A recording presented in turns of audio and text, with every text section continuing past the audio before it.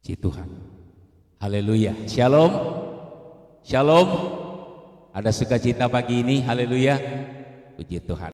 Baik, pagi ini kita sudah memuji Tuhan biar hadirat Tuhan ada di tengah-tengah kita lewat nyanyian pujian yang kita naikkan.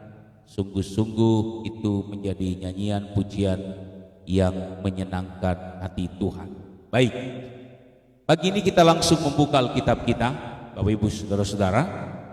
Kita akan membaca di dalam kitab Roma pasal 12 ayatnya yang ke-11. Roma pasalnya yang ke-12, kita akan membaca ayatnya yang ke-11. Ayat ini ayat yang sudah sangat-sangat familiar kita dengar ya saudara-saudara. Namun pagi ini saya digerakkan Tuhan untuk menyampaikan hal ini kepada Bapak Ibu Saudara-saudara, menjadi renungan firman Allah, menjadi suara Tuhan dalam hidup kita. Mari kita membaca ayat ini bersama-sama dalam hitungan yang ketiga. Roma 12 ayatnya yang ke-11. 1, 2, 3. Janganlah hendaknya kerajinanmu kendor, biarlah rohmu menyala-nyala dan layanilah Tuhan. Ini ayat yang sangat terkenal saudara-saudara. Ya, bahkan ayat ini beberapa dibuat penyair lagu yang menjadi lagu-lagu rohani, menjadi lagu-lagu pujian. Sesungguhnya ayat ini adalah ayat yang menegur, mengingatkan kepada jemaat Tuhan yang ada di Roma pada waktu itu. Ya. Ayat teguran yang sederhana ini punya nilai yang sangat tinggi di tengah-tengah situasi dan kondisi jemaat Roma pada waktu itu. Ya. Kita tahu persis bahwa umat Tuhan pada saat itu sedang mengalami berbagai macam tantangan, terutama ketika mereka mau beribadah kepada Tuhan, ketika mereka mau bersekutu memuliakan Tuhan, itu tidak mudah sebab mereka berada di penjajahan pemerintahan Roma pada waktu itu. Jadi memang jemaat Tuhan yang ada di Roma mengalami berbagai-bagai kesulitan, sehingga oleh karena kesulitan, oleh karena persoalan yang mereka hadapi, tantangan-tantangan ini bisa sewaktu-waktu membuat jemaat di Roma itu mengalami penurunan kadar semangat mereka dalam mengiring Tuhan, di dalam melayani Tuhan. Mereka mengalami penurunan semangat. Ayat ini berkata kerajinan mereka menjadi kendor. Ya, ini umum terjadi saudara-saudara, sebab memang inilah tingkat kerohanian jemaat Tuhan. Kadang-kadang kita semangat sekali Bapak Ibu Saudara ya. Kadang-kadang kita semangat memuji Tuhan, semangat beribadah, semangat berdoa. Tapi sewaktu-waktu kita loyo, sewaktu-waktu kita kehilangan gairah itu, kehilangan passion itu. Kita jadi malas memuji Tuhan, kita jadi malas berdoa, kita jadi malas beribadah. Nah ini kurva perjalanan kehidupan kekristenan kita. Itu sebabnya firman Tuhan datang kepada jemaat di Roma. Firman Tuhan juga datang kepada kita pagi hari ini, mengingatkan kita supaya jangan sampai semangat kita, gairah kita itu menurun. Bapak Ibu Saudara, untuk mengatasi gairah yang menurun, gairah kita yang mulai kendor, kata firman Allah, ayat ini berkata, izinkanlah rohmu tetap menyala-nyala. Itu yang membuat semangat kita ini menjadi kuat kembali. Gairah kita ini menjadi meningkat kembali kalau saya dan saudara memiliki roh yang menyala-nyala, kata Tuhan. Bisa bilang amin saudara-saudara. Ada roh yang menyala-nyala. Apa sih roh yang menyala-nyala ini? Saudara-saudara, Di dalam kemah sembahyang, baik itu di dalam kemah Musa, ya, di dalam kemah sembahyang itu ada satu peralatan yang namanya lampu. Jadi ada ini, katakanlah ini seperti kemah, saudara-saudara, ya. Di dalam kemah itu ada peralatan-peralatan. Ada meja roti untuk persembahan, ada mesbah ukupan untuk mereka menyembah, lalu ada lampu di situ. Jadi dari peralatan-peralatan yang ada di kemah sembahyang itu ada lampu yang diperhatikan secara khusus. Coba kita baca, saudara-saudara, ya, supaya kita bisa masuk lebih jauh. Di dalam Keluaran pasal 27 kita membaca ayat 20.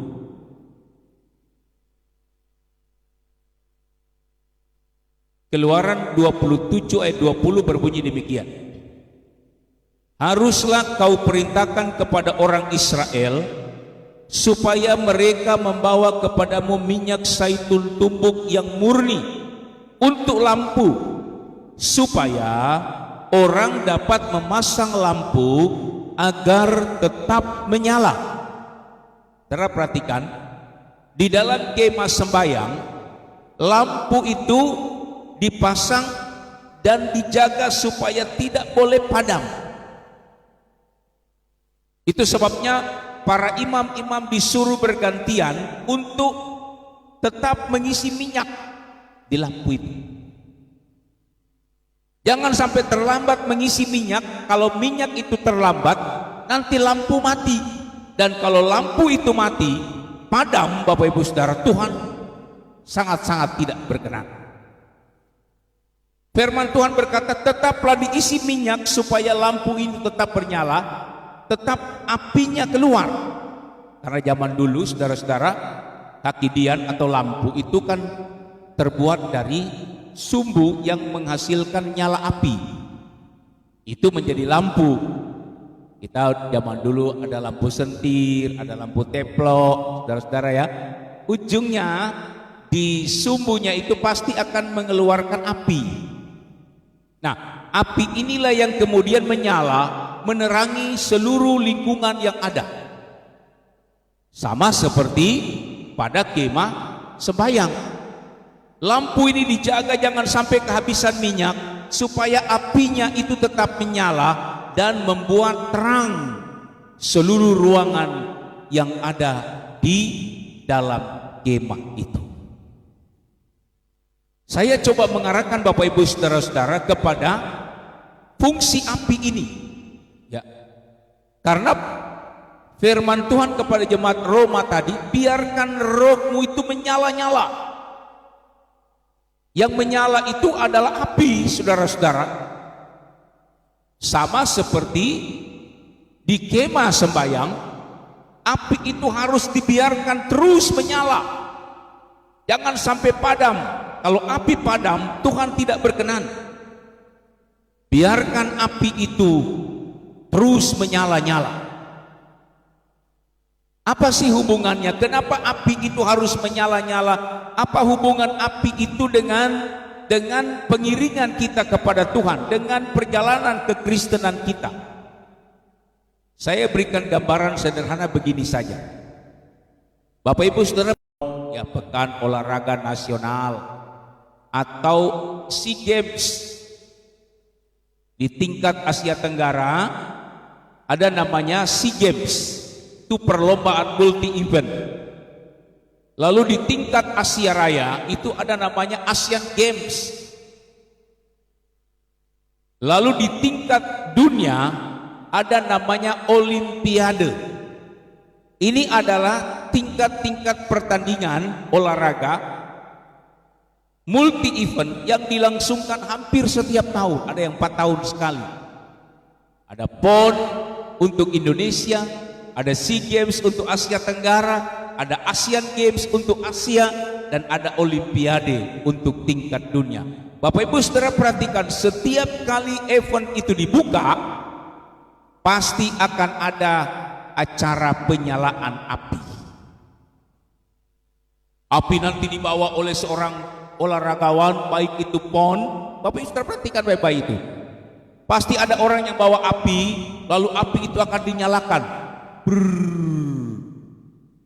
Lalu api itu tidak boleh mati sampai selesai acara 1 minggu atau 2 minggu acara itu, barulah api itu boleh mati.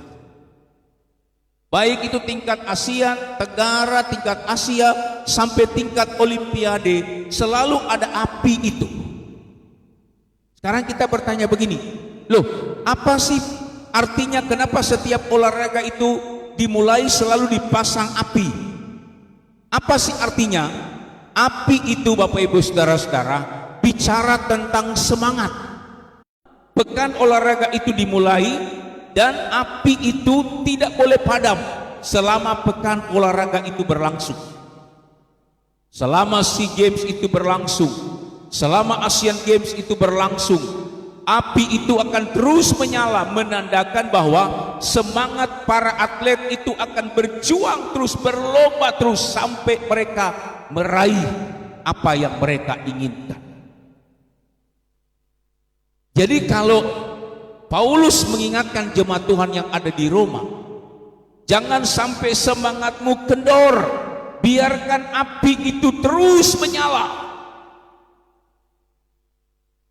Biarkan semangat itu terus menyala. Biarkan kerajinan itu terus berkobar-kobar. Dan inilah yang menjadi kerinduan Tuhan di dalam hidup saya dan saudara. Bisa katakan amin Bapak Ibu saudara. Kita harus menyadari betul bahwa sungguh di dalam pengiringan kita, Bapak Ibu saudara-saudara, saya dan saudara sedang ada di medan perlombaan. Kalau saya katakan tadi api, ini bicara tentang semangat untuk berlomba, semangat untuk berjuang. Maka kalau Paulus mengingatkan kepada jemaat Roma, biarkan rohmu tetap bernyala-nyala, apimu tetap bernyala-nyala. Untuk apa api itu bernyala-nyala, berkobar-kobar?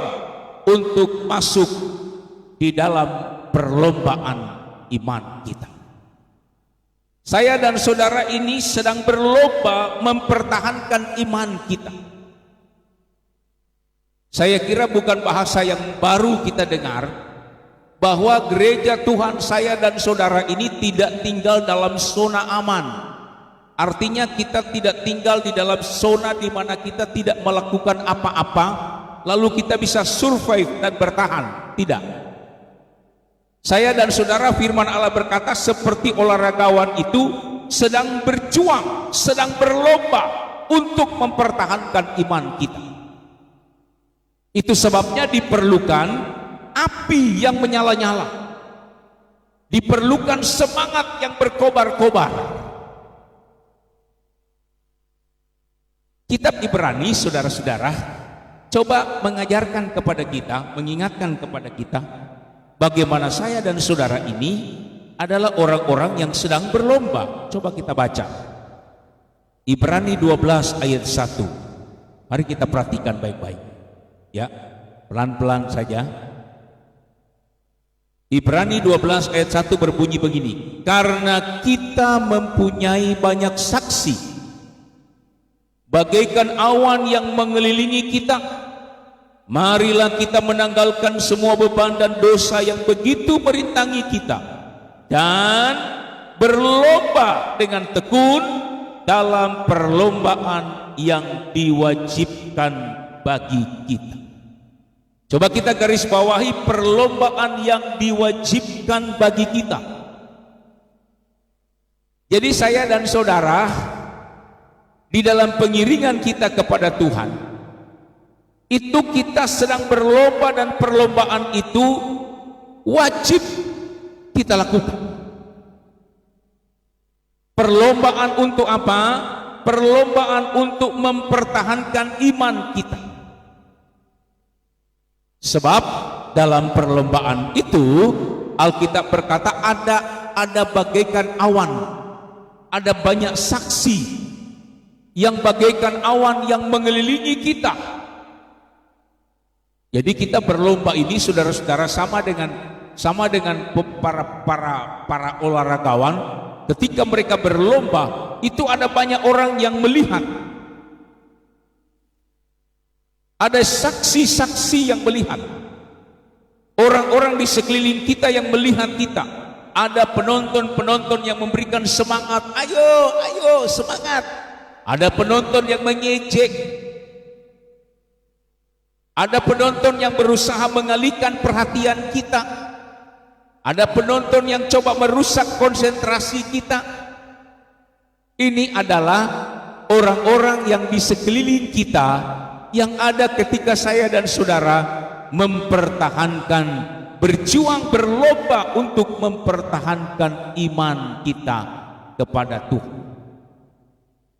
Jadi saya dan saudara pagi hari ini diingatkan sekali lagi bahwa kita ini sedang berlomba, Bapak Ibu saudara-saudara, berlomba untuk mempertahankan iman kita, berlomba untuk tetap dalam keadaan fokus, ya, karena perlombaan itu membutuhkan disiplin, perlombaan itu membutuhkan semangat, perlombaan itu membutuhkan fokus dalam hidup kita. Nah, pagi ini saudara-saudara, ya, firman Tuhan ini menjadi pengingat bagi kita. Firman Tuhan ini menjadi nasihat bagi saya dan saudara. Sebab saya katakan tadi, iman kita ini seperti kurva yang sedang naik. Kadang-kadang sementara naik dia turun lagi, naik lagi. Kadang-kadang kita semangat, kadang-kadang kita tidak semangat, kadang-kadang kita rajin, kadang-kadang kita kendor, saudara-saudara. Nah, di saat saya dan saudara sedang mengalami kekendoran iman, firman Tuhan mengingatkan kita, jangan sampai apimu padam. Jangan sampai semangat kita ini menjadi hilang. Jangan sampai semangat kita ini menjadi kendor. Tetapi biarlah semangat itu tetap menyala-nyala di dalam perlombaan yang diwajibkan Tuhan bagi kita. Saya melihat jemaat Tuhan di tempat ini sih tetap semangat ya Bapak Ibu Saudara ya. Walaupun kadang-kadang hujan, ada tantangan, ada masalah, tapi saya melihat Bapak Ibu Saudara-saudara tetap memiliki komitmen, tetap fokus apapun yang ada di hadapan kita, tidak menghalangi kita, tidak membuat kita loyo, tidak membuat kita kemudian mundur dari Tuhan, tapi kita akan tetap maju di dalam Tuhan. Bisa katakan amin saudara-saudara. Coba kita perhatikan, ada satu jemaat di Alkitab yang kemudian mengalami saudara-saudara kekendoran. Coba kita baca Galatia 5 ayat 7.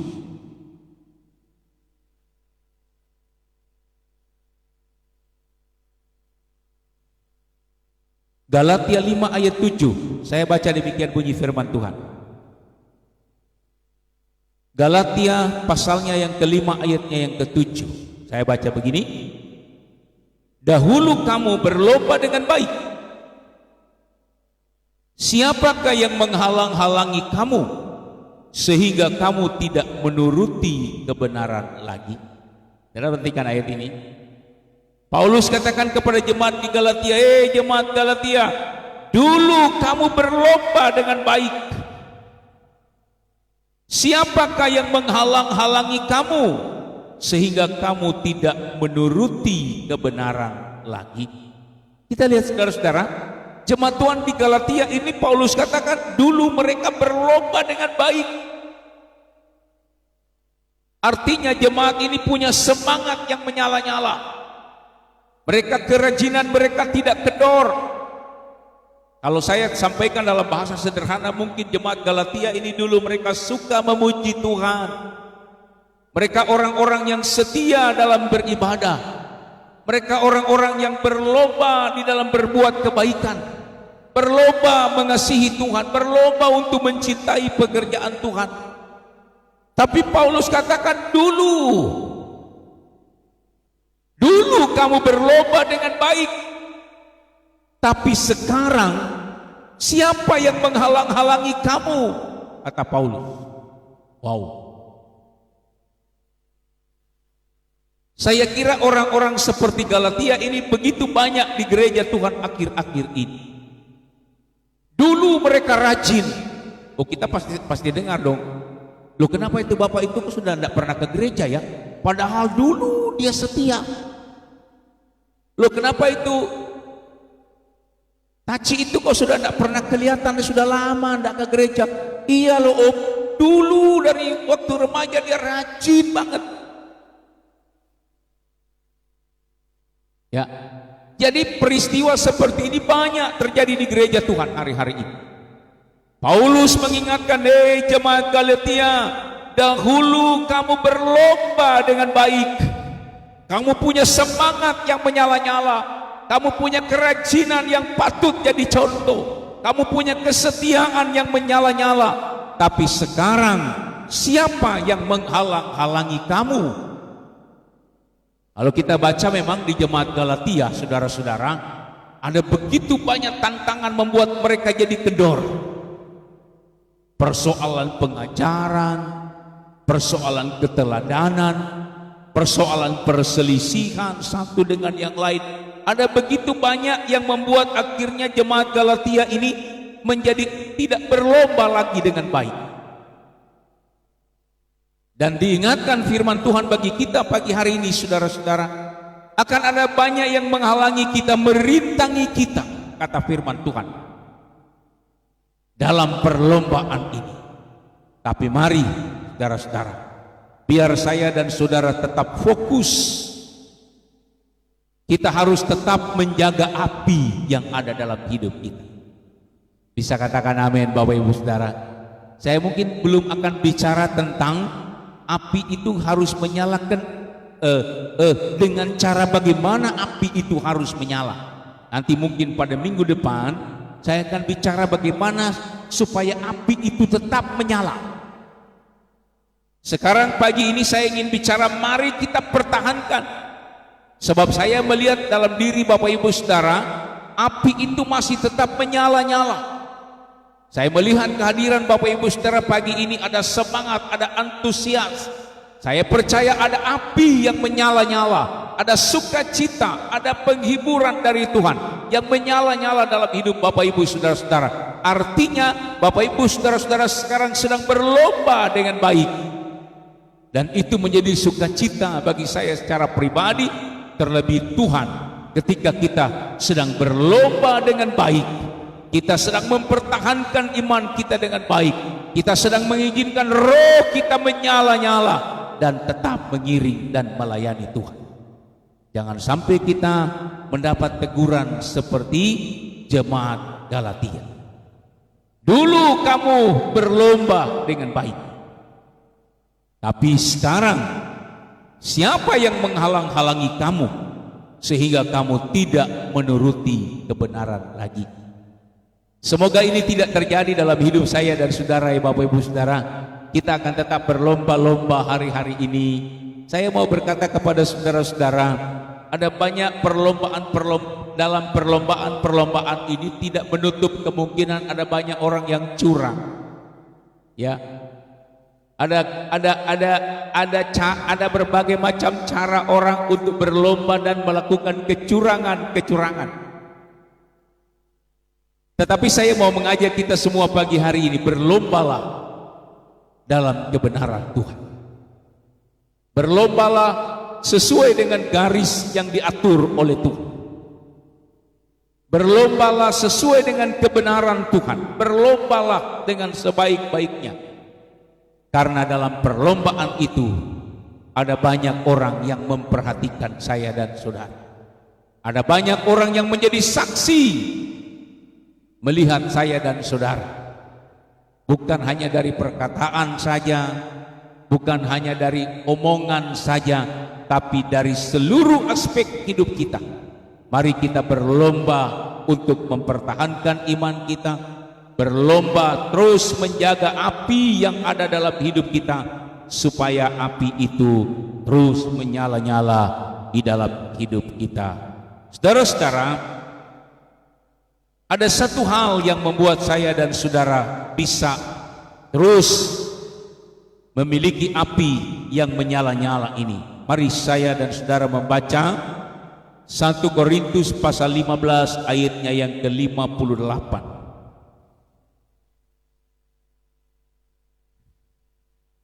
1 Korintus 15 ayatnya yang ke-58, ayat terakhir bagi kita pagi ini. Saya bacakan bagi kita demikian. Karena itu saudara-saudaraku yang kekasih, berdirilah teguh, jangan goyah, dan giatlah selalu dalam pekerjaan Tuhan. Sebab kamu tahu bahwa dalam persekutuan dengan Tuhan, jerih payahmu tidak sia-sia. Bisa bilang amin, saudara? Ini adalah medali yang dapat kita terima. Tuhan bilang apa, saudara? Berlombalah dengan baik. Biarkan semangatmu, apimu itu menyala-nyala supaya kamu dapat berlomba dengan baik. Berdirilah teguh walaupun mungkin banyak tantangan, banyak masalah, banyak persoalan datang. Jangan sampai api ini padam. Jangan sampai semangat kita ini menurun.